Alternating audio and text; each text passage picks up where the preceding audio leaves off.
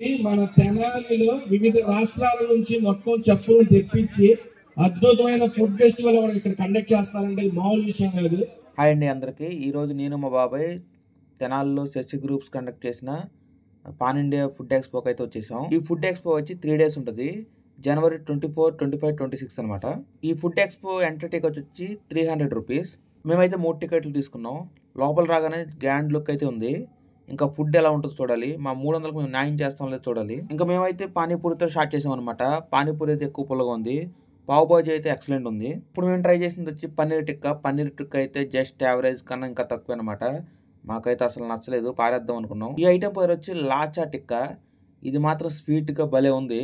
2-3 సార్లు తిన్నాం అనమాట. ఈ డిష్ వచ్చి నార్త్ ఇండియన్ డిష్ అనమాట. తర్వాత మేము ట్రై చేసింది వచ్చి నూడిల్స్.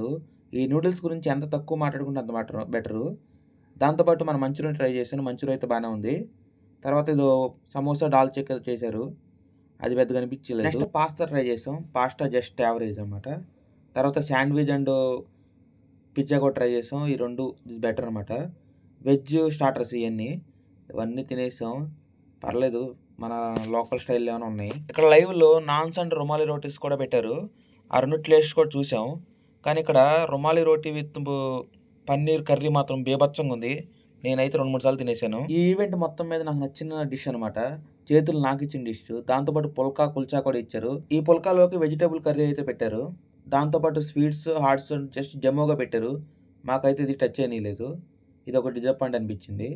దాంతోపాటు పచ్చడి డబ్బాలు ఇవన్నీ కూడా పక్కన పెట్టారన్నమాట, మనం ప్రమోట్ చేసుకుంటాక వాళ్ళ బ్రాండ్స్ని. దాంతోపాటు సలాడ్స్, దాంతోపాటు సూప్స్ కూడా పెట్టారు. సూప్స్ అయితే జస్ట్ బిలో యావరేజ్.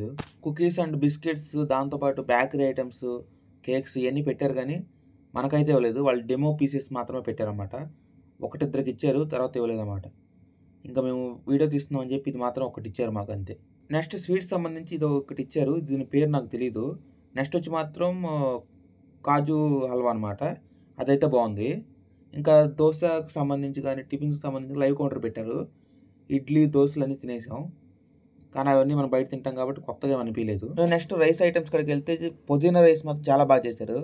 జీరా రైస్ కూడా బాగుంది. కానీ ఇంకా బఠానీతో చేశారన్నమాట ఒక రైస్. అదైతే ఎక్సలెంట్ ఉంది, చాలా బాగుంది. దాంతోపాటు రైస్లోకి బూందీ రైతా అండ్ మిర్చిక సలాన్ పెట్టారు. మిర్చిక సలాన్ వరస్ట్ ఉంది. ఇంకా సాంబార్ రైస్, కార్డ్ రైస్ కూడా పెట్టారు. అవి అయితే మనం పెద్దగా తిన్నాం కాబట్టి తినలేదు. ఈ మధ్యలో చిట్టి పూర్ణం కనబడింది. ఆ పూర్ణం అయితే తినేసాం. మన ఇంట్లో తిన్నట్టు అనిపించింది. తర్వాత కడుపుని కొంచెం కూల్ చేయడానికి వెజిటేబుల్స్ అన్ని పెట్టారు. తర్వాత మాక్టైల్స్ పెట్టారు. 2 ఫ్లేవర్స్ పెట్టారు. అదే తాగేసాం అనమాట. లాస్ట్కి 300 వర్తా అంటే మన తెనాల్లో బిర్యానీ రావట్లేదు, వర్తే. ఇంకా మాకైతే ఓకే ఉంది. టేస్ట్ విషయం అయితే తేజ బ్రోని అడుగుదాం. Hi bro. ఇక్కడ ఉన్నట్లు మీకు ఏ ఫుడ్ ఇక్కడ వచ్చింది? బేసిక్గా ఇప్పుడే తిన్న పుదీనా రైస్ నాకు చాలా నచ్చింది. అండ్ నెక్స్ట్ చిట్టి ఇడ్లీస్ అవి బాగున్నాయి. అండ్ ఇంకోటి పావు బాజీ.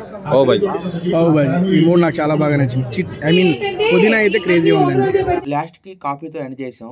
తేజ బ్రో చెప్తున్నాడు, అది చేసేయండి. Please do subscribe the beam YouTube channel. మనోడు మంచి ఫుడ్ వెరైటీస్ తో మీ ముందుకు వస్తున్నాడు. ఎంకరేజ్ న్యూ టాలెంట్ అలాగే. Thank you so much.